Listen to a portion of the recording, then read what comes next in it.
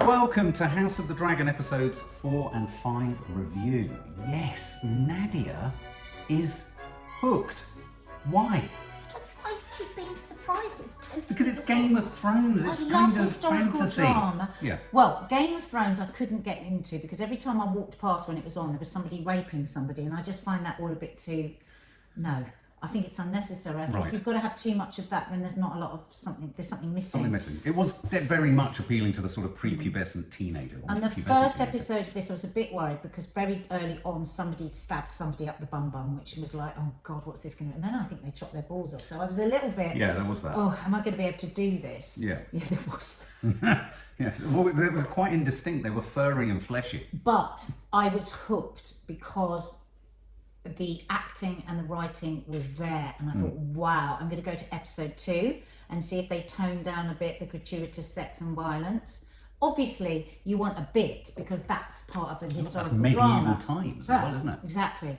And oh my God, I've loved it. I watched episode 2, didn't I? Then watched episode 3. I said, oh, I don't think I can review these with you because episode 2 I said, because I know I like this and I know I like that and I like this and I like, but I don't really know what's going Yeah, I on. don't know who's fighting for who But and struggling now for what. I am a House of Dragon specialist. She is a House of the Dragon aficionado. I mean, you're loving, as you say, the actors. I think personally, I love how this is.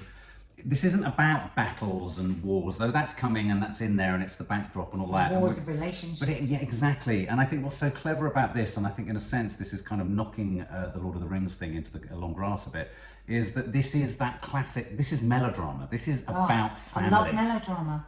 Yeah. And I love that things don't change through the ages. No. Daughters still are the most difficult thing that a father will deal with, even one that's dealing with war. War was easier than daughters, as Sean Bean's Politics is daughters. Politics, yeah. No, you are my political headache. You are my Rhaenyra. political headache. Yeah. So episode 4 started yet again. We have the constant dilemma of how can poor old Paddy Considine's king marry his incredibly independent daughter Rhaenyra. What do you think of Marry Rhaenyra? her off. Yeah, not marry her off. Yeah, No, no, it marry. wouldn't be on the The Targaryens do that sort of So thing. it was great. I loved. It took me a while to work out what was going on in this scene because Yes. there was this really boring man droning on, wasn't there? And she was so fantastic with him. God, she's such a great Isn't she character. brilliant? A cracking actress. She's she's such a feminist. Yeah. And Once so you've shaken the fact that she looks like what's her face? well, she Gemma. is the image of Gemma from Love Island, Yeah. Gemma Owen. Yeah. I had to go to her Instagram. Well, no, she is the image, but just with a blonde wig. It's bizarre. It's I mean, bizarre. she's got to be her twin sister. Yeah, absolutely. Have a look. You'll see what I mean. Yeah, it's true. So we got off to a good start with her putting them all down, and then of course she went on this ghastly trip on a boat, didn't she? Well, yeah, but before, what did you make of that really irascible? Did you see that young boy just Oh, he was run a brilliant. sword through the man who and called then him a dumb? that soldier called him a Yeah. la la la la la la. The But he vessel that is the beautiful vessel that delivers babies. Yeah. But somehow we've made him to the worst. But that just ever. happened in the background. That young boy, I reckon he's going to pop up again. That young boy. But that is what I do like. This series is very layered. There's all sorts of shit going down all over the place. You've got to keep your eyes peeled the whole time. This isn't one of those shows that you can watch when you're a bit sleepy. No. And No nodding off for a second. So Rhaenyra's essentially been sent on a tour of duty to find a fella. She hasn't found one. She's come back on the ship. The sort of ship almost gets glanced by a dragon, and she's back with Dad, Paddy. And he's frustrated because he's spent a load of money on this tour. It's cost a fortune. He's put his name all over the place. Yeah. But what was interesting at this point was also the shift from the Queen. Yes. Because I'm very fascinated in the journey that we are going to see with the Queen. Because Otto's daughter. the King asks the Queen, what's going on? Kind of, can you find something out? What's going on with this daughter of mine? And so she's frustrated that the King is frustrated. But what she's really frustrated about is that you've got choice. Yes. You are sitting there saying you've got no choice. How awful for you. Who's That you Rhaenyra? have suitors from all Yes. over the globe coming from you, and none of them do you any good because she was given no choice. Her father sent her to the bed of the king. God, the sex scene at the end.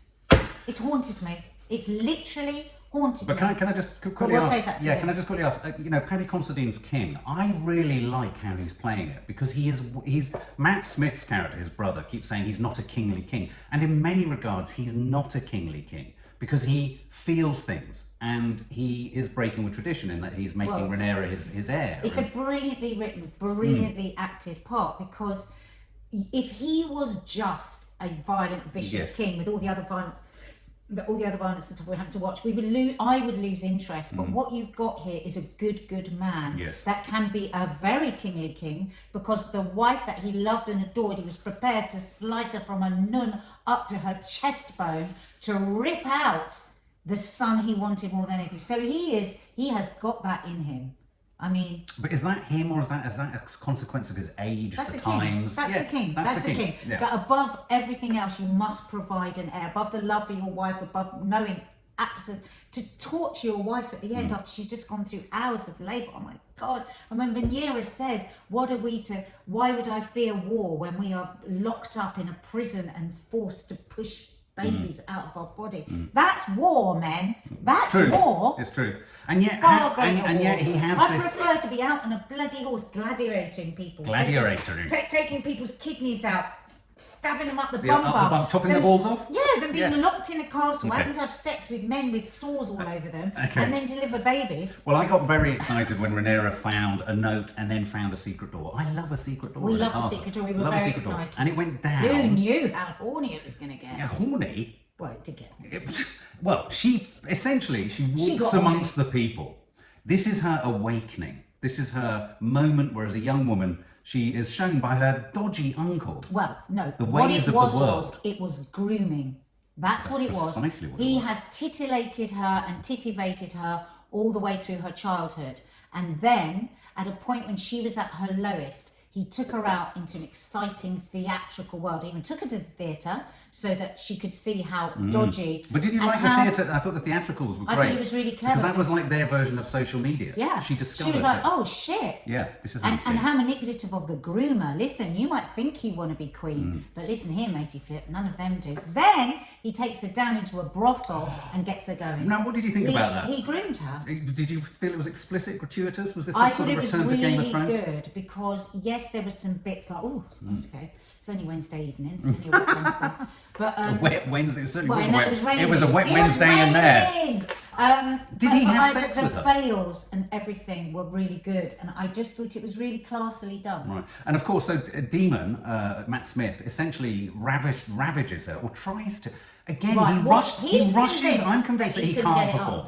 He was convinced. He went, "Oh, the same that happened was with the beautiful gypsy girl." Yeah, and in the brothel, he loses interest. He can't do it. He can't focus on his bits. And what is that about? Is that about either his addiction, his drinking, his carousing? That's how you read it. Yes. I read it a completely different way. That he wanted to leave her wanting more, so he stopped. Did you? I thought he was doing a sexy thing.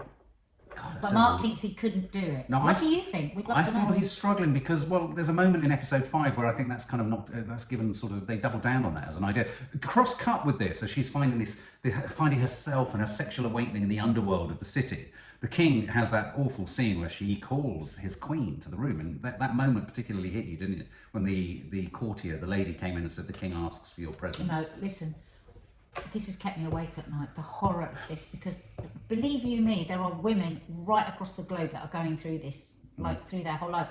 Yes, when she comes in, she says, "The king has asked for your company, queen," and she says, "The hour is very late," and she says, "Indeed, the hour is very late." That's it.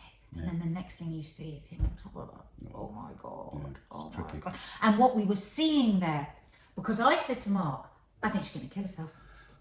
I don't think she can go, because we'd seen earlier the shot of her just jigging the baby in a very postnatally depressed Disconnected. way. I think she has postnatal depression. Well, also I think we know that she suffers with anxiety because she does that all the time. Which with is her very finger. good detail. She's a cracking actress. Do you remember? She's a cracking actress. Do you remember when the gladiator bit, when they were spiking each other off horses, and we saw her jousting? Yeah, and she was just tearing her thumb apart while everyone else was like.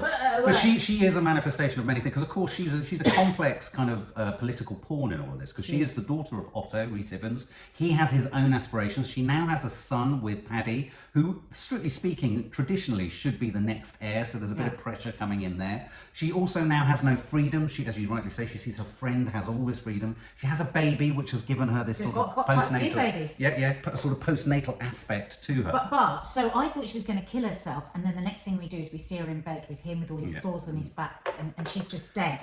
She's just lying there, just taking not it. literally dead. And I said to Mark, she's going to go one way or the other. She might and we know she's good. We know she's got a good heart and a good soul. And this will be fascinating to watch if she becomes evil, because I'm so interested in how it's her circumstances. I believe that most people are good, and then terrible things happen, and then they get warped, and then so she and she's we'll talk about episode 5, because then we start to see it. But we were talking about this when we were watching episode 4. Yeah, but also, so then Otto comes. Now, Rhys Ifans, I really like. You're a bit agnostic on Rhys Ifans. No, I like him in this, but in other things, sometimes he's a bit samey. He always shows his bum. But don't you think he certainly doesn't show his bum in this? Don't you think he reminds you of Alistair Campbell in this? He's like he's a spin doctor. Yeah, you always have spin doctors in historic. Yeah, so he comes in and he has his little sort of spy at the White Worm. I was going to say that. And the boy comes in and he finds out that Rhaenyra has been doing the dirty with Daemon and possibly others.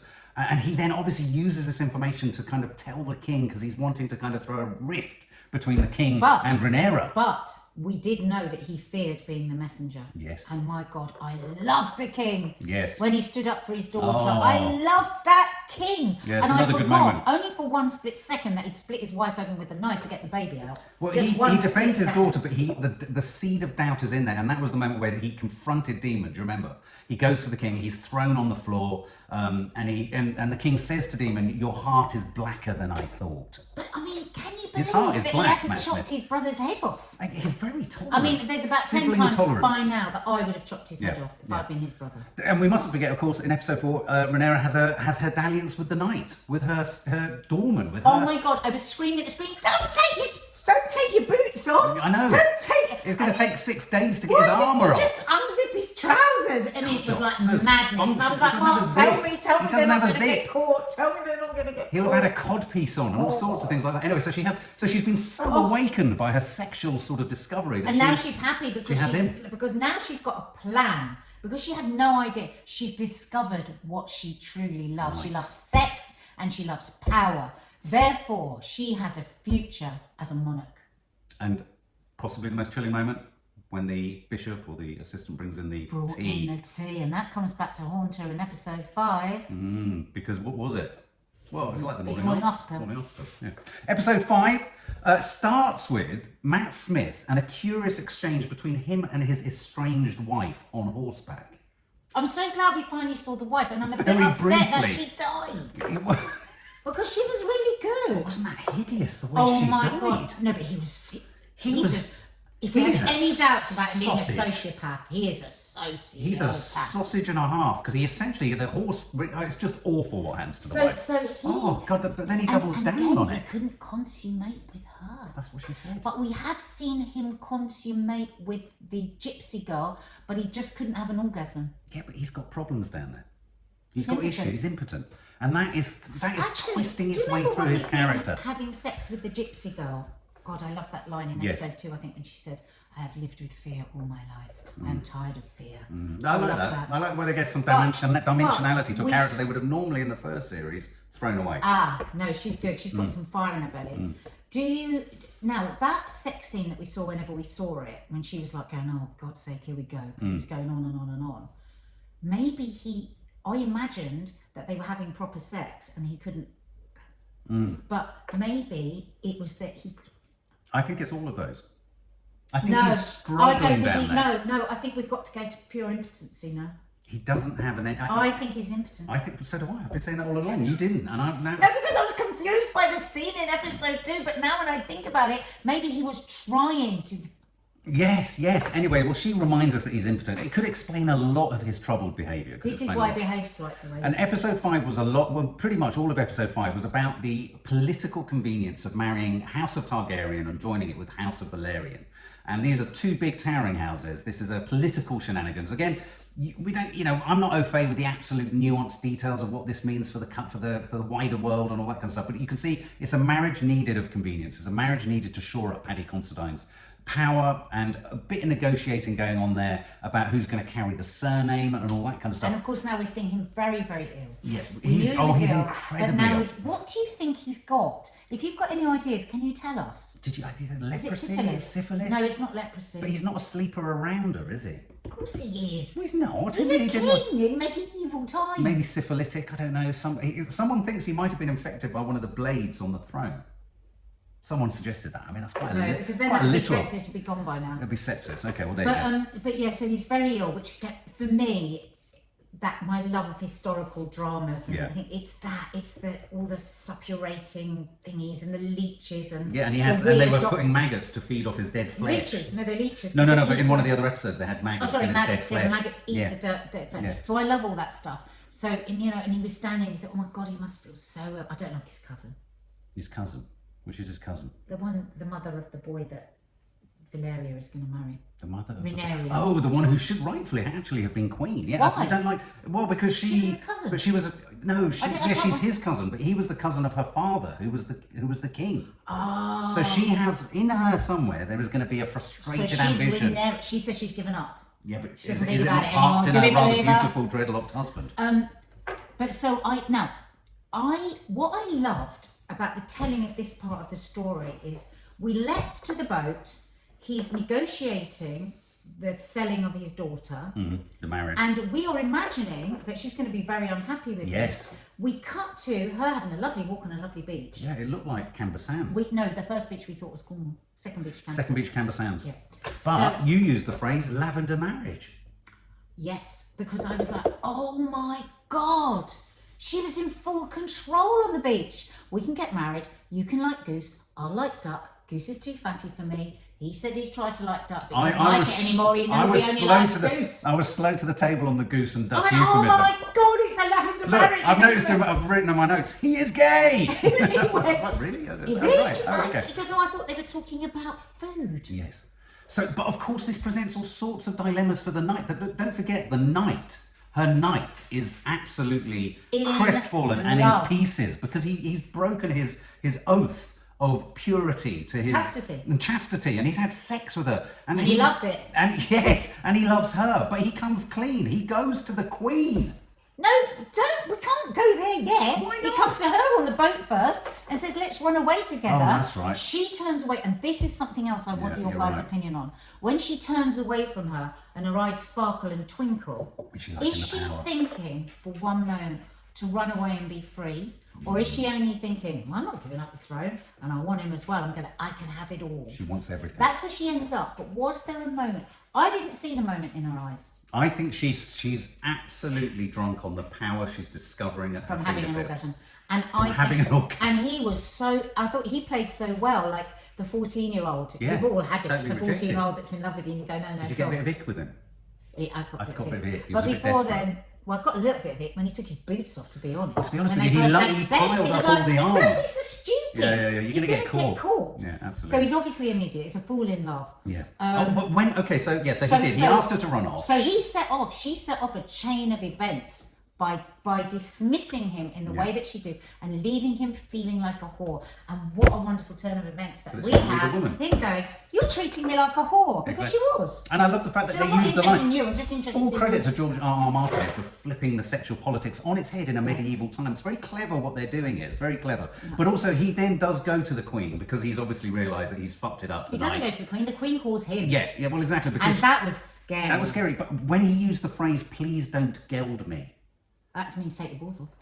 I know what it means, darling. We've seen them do it, so they're not at all averse to gelding. He said, I'd rather you killed me than gelded me. What did you read into her decision? I think it was an important moment that the Queen called him. Go back to what I was saying about in episode 4. We are going to see a turn. She will have killed herself or she will decide to take the reins. Now, why didn't she kill him? Don't forget, before she called him, she was broken-hearted. Her father was a son of a bitch who sent her to the bed of the king. But he was all she had, and he's left, and she's so alone now. And he told her, they will kill your children if she becomes queen. Yeah, no, and also Otto did a good job of parking the narrative drama around Egon the boy, because the queen now may well push for Egon the boy to usurp Rhaenyra, because then she'll survive. So well, it's that's a why brilliant she narrative. Called him to the chamber. Yeah. But we still see the sweetness in her. Do we? Or was there a I've manipulation? I've got something else going on in my mind. What's that, babe? I think she fancies a bit of him herself. Oh, she's going to use him as a toy thing. He's going to be a whore. She wants sex with him. Imagine if he becomes the whore of the palace! Oh my God. For all the women! He's going to be the toy. Especially at the point where she stops him from at the end. We're going to be disappointed if this doesn't happen now. Oh God. Anyway, so everything pushes on. The king's getting iller. King's He's getting in iller. a terrible state. I bet his arm really smells. His Another arm point when stinks. he's in agony, he says, "Where is the queen?" Yes. And he says, "I believe she is indisposed." Well, that queen has been wiping up those sores for a very long time, and now she's not prepared to anymore. And there he is So looking what very was ill. going on at the wedding when she came in green? What happened? What is the colour of war? Well, the banquet. Colour So of the war is banquet. green. Yeah, absolutely. The banquet was a dramatic scene. It's a little bit dark. I It was a think bit they dark. needed But to whack the in lights up a came bit. Demon. No, before that, the queen comes No, in. I know the queen comes in, but no, he's already at the table, isn't he? No, he comes in after the Oh, queen. shit. So why does the queen? Why did she come down late? Because she was changing the power balance, and I love the way Green the means king was war. all. Green means war. So I love the way that the king was confused, and they said, "Oh, there'll be war over this." She's interrupted his speech, but he's too ill. He's too tired. This is her moment to get in there and take some control back of her life. But if he dies, she's vulnerable. Yeah, that's why she's moving things along pretty fast. Yeah, She doesn't care about her life anyway. No, things are accelerating, but she needs to get him to twist things. He needs to make the king realise that Rhaenyra is a bad egg. She's not though. Can I She's just ask one been question? awakened. Can I just ask one Yes, question? please. This is the thing I do not understand. So everything was about getting a male heir to take over from the king. Yes, but now he's got a female. Why did he not change it back once he got a son? That for me is the biggest hole in the narrative. Because we haven't had that explained. No, it's not just because he wants to be fair to his daughter. No, exactly, and that part of it for me doesn't. I said that on when we reviewed episode 2. It doesn't. I think we needed to Is see it him because he troubling knows over he's that. going to die soon and a baby can't rule? Potentially, but they need to And make so that then obvious. it would be in the hands of. Well, can you tell us? They need to make that obvious. Yeah. Why? Because I think that Is that what reversal it in is? Paddy That is he a knows bit. that we need somebody. Yeah. He knows he's dying. He's rotting. He's very good, isn't he, Paddy He's Constantine? rotting Rotting. from the inside out. His character's I rotting. don't want him to die. I feel sorry because for him. He's so good. I love He's the so good. relationship. I know. And you know characters are going to die in House of the Dragon. God, I'm exhausted. And then Daemon arrives. It all kicks off. God knows what the hell Why did he happened let him at sit the at the end. table? Because he always does, because he's his brother. Fucking he hell, always man. respects his He's so position as a tolerant. prince. Even though he knows he's possibly had sex with his daughter. Deflowered Well, he knows her. he's had sex Well, I with know, his but he's daughter. chosen to pretend not. He's done Yeah, that thing but that all they do fathers do where they go, not really Too thinking much. about it. Yeah, Not really too thinking much, about too it. much, not And then really. there's a dance, and then we have, don't forget, we've got the character of we've got Rhaenyra's partner, so from the House of Valerian, who she's going to marry, so husband to be. He's got a boyfriend, and that boyfriend has clocked at the banquet that the knight loves Rhaenyra. Hunt struck was what he said. Well, I wasn't hunt-struck. No, I know, but I can't say Oh, I that. see, yeah. But he was mixing it up. So the gay partner of her husband-to-be spots the knight's infatuation because he's really moody, the knight. Hunt-struck. Hunt-struck. Oh, yeah, he's hunt-struck. Daemon takes Rhaenyra for a dance. There's a moment where it looks like he's going to... You're thinking, he can't do this. He can't romance her in front of the king. Well, of course he does, because he's constantly goading He's a the king. sociopath. But what is so fascinating is the knight will be set free. He is not going to be... Nothing's going to happen to him for that murder, and you know why? What murder? He said, the murder of the... We haven't said what the murder future is. King. Well, the murder of the... When he goes mad and He goes completely ballistic and destroys the boyfriend of the husband-to-be. But I think he can get away with it because he's there, he has sworn a life to protect the princess, and he will say that he came and said the most terrible thing about her. Do you think? Where did Daemon Targaryen go? And the queen will help him get off. She stopped him killing himself at the end. She wants him for herself. Yeah, she's preserving him. But where did Daemon Targaryen, where did Matt Smith go? What happened there? You said you saw someone talk to someone who suggested do this, do that. And You then think they the whole went thing back. was staged? I don't know. Something very fishy. Do you think the whole thing was staged? Because Matt Smith just vanished. Can you please fill in all those gaps that we've asked you about? Anyway, because we need you. How much are we enjoying it? I don't really like it. Oh, okay. For more film and family fun, don't forget to click the subscribe button and make sure to click the bell to never miss an update.